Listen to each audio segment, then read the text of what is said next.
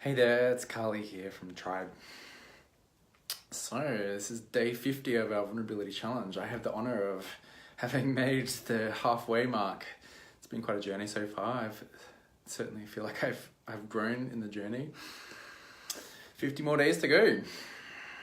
So today, I want to continue the theme that we've had recently around boundaries. We've talked quite a bit about boundaries, the importance of boundaries as part of actually being able to healthily express our vulnerability, which is what this whole challenge is about, right?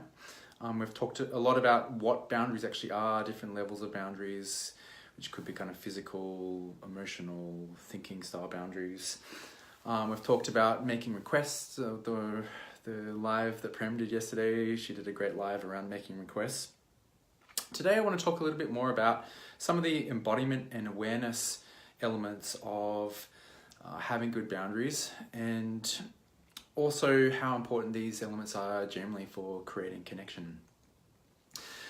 So to me there's two key places of attention essentially for us to have good boundaries and to create connection. So it's basically attention on ourselves and attention on the other person that we're engaged with, or it might be a group of people, or it might be just the environment that we're in. And if we don't have both of these things, we're not going to actually effectively be able to participate in what's actually going on. And I want to start by doing a couple of embodiment postures that are representative of where my attention's actually going. I'm such a fan of embodiment work, and I think postures are such an awesome way of representing particular states that we can put ourselves in. So the first posture I want to do is a posture called pillar posture. So in this posture, I put my dominant hand over my non-dominant hand, and I essentially bring myself in. So I'm going to close my eyes and just bring my awareness into my body and use this kind of internalization to come more into contact with myself. In doing this, I'm aware of my heart beating. I'm aware that my body's a little bit cold. I'm aware of the sense of like wanting to communicate when I'm communicating. And I think that's enough. And I could stay there a whole lot longer. And I could also add some sound, which would help me actually internalize myself. Like soothing sounds make a big difference. If I have some big sighs, like, oh, really helps me kind of drop myself more into my body. So this kind of awareness, this kind of posture essentially brings me into a lot of self-connection. Now, if I'm not in self-connection, I'm not going to be aware of what's actually true for me, what's going on for me. You know, in the most basic level of what's happening for me is really sensation in my body, you know, which is then the basis of emotionally what I'm feeling, you know, which then will inform me, you know, potentially also what kind of implicit meaning making that I've got going on. Now, if somebody is entering into my space, if they're saying physically they're coming towards me, it's going to be my body that tells me if they've actually crossed some kind of boundary of me, right? So if somebody walked really close up, at some point I would probably tighten a little bit and feel like a sense of kind of maybe a little bit of overwhelm or something. If I'm not in touch with my sensations and what's actually going on for me, then I'm not going to know that. I'm not going to know that there's some kind of violation that's actually occurred. So being in self-connection to me is like the most fundamentally important piece of actually having good boundaries, and also knowing how to participate as part of connection. So that's the first posture that I wanted to show you. The second posture is a posture called taking up space. So in this posture, I'm going to make myself really large. Let me just step back a little bit. So I've spread my legs apart. I've got my arms out wide.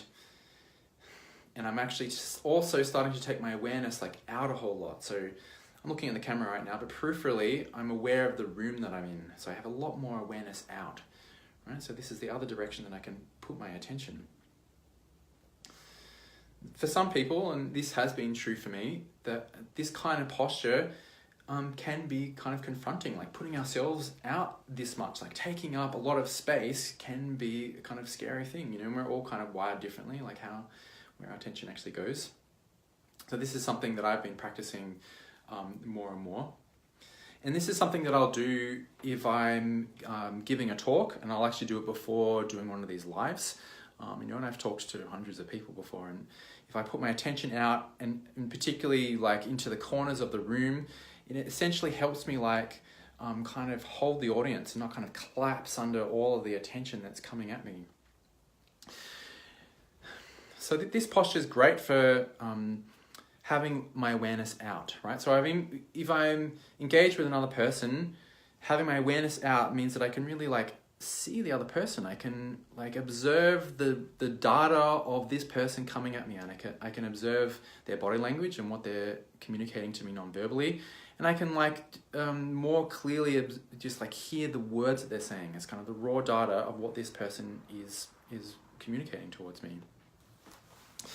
Now, this is really important from a boundary point of view because one of the kind of the big dangers when we're talking about our internal boundaries, where we're clearly delineating a sense of like what's true for me versus what's true for another person, you know, what am I feeling versus what is another person feeling, it can be really easy if we don't have our attention out to actually make whatever communication the person is expressing like be about me. And this is something that's I've done a lot of, right? So if somebody's giving me feedback, or it just might be what they're saying, rather than actually first hearing what is this person saying like about themselves, you know, because most of the time when people share feedback, they're actually saying more about themselves than they are about me. They've got all of their own reference points and kind of history out of which they're making meaning, which determines what they're sharing with me, right? So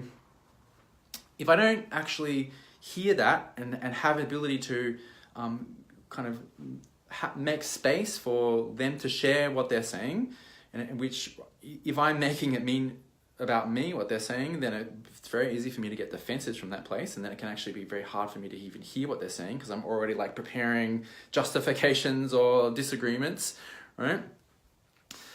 So if I can create that space for them to share all of what they're going to say, then I'm actually going to also much more clearly hear what they're saying about themselves as they're sharing those things.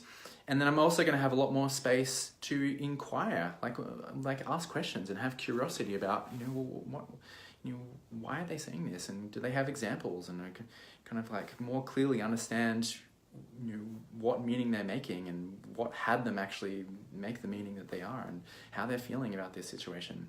You know, so if I've got my attention out this way, it essentially it lets me have good kind of filtering, right? So to me, our attention out like this, in a sense, it's like an external layer of a boundary, right? So I can put my attention out on somebody and kind of hear the meaning that they're actually in themselves. So I can hear what they're saying about themselves as they're sharing something, which might even be feedback about me, right? And then I can then decide if what they're saying, you know, makes sense to me or not, you know, and I can have that curiosity where I can ask for examples and, you know, and such that it might then start to make more sense to me. I can actually find some truth in it for me, you know, and this then becomes a way that I can actually start to filter what they're saying to find the feedback that's actually going to inform me and be valuable to me and make sense to me, you know. And the kind of some of the danger here is if we don't do this and I make it all meaning about me, I've done this a lot, I say this again, it's like we can very easily go into collapse, right? So it's all about me. Oh my God, I'm a bad person somehow. I'm inadequate. It's basically, for me, I've gone into shame, you know, like where my whole sense of self-worth starts to come into question. I start feeling insecure, you know, and as soon as I'm in that place, I'm not actually relating to the person in a sense. Now I'm just like going into my insecurity and my own stories there, and somehow their voice just becomes a voice of like the past and my history.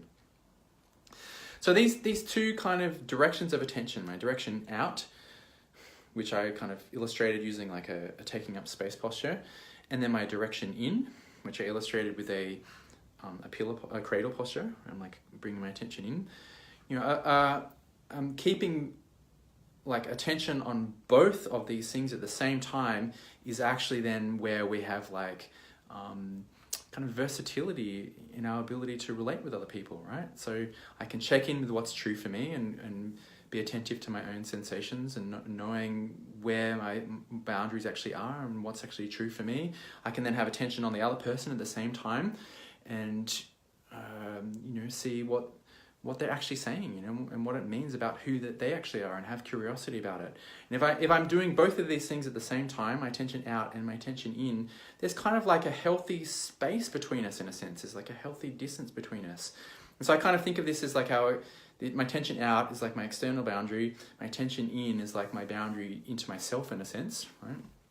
And then there's the space between these two things. And this space is like, it's like a space to mediate my experience with the other person and to filter the other person's experience coming into my world. And this space is kind of like the space of choice that I have. It's the space of movement, of how I can actually move with another person.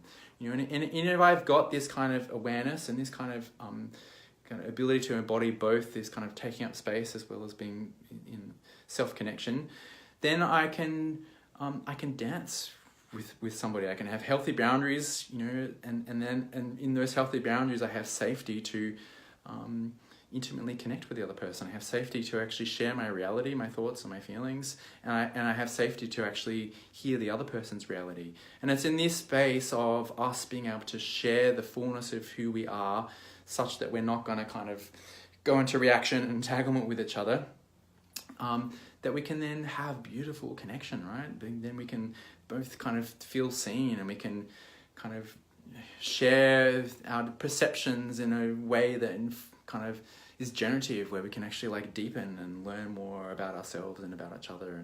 And this is the style of relating and connection that I just like feel so passionate about cultivating and practicing. So I hope there's some kind of useful ideas there.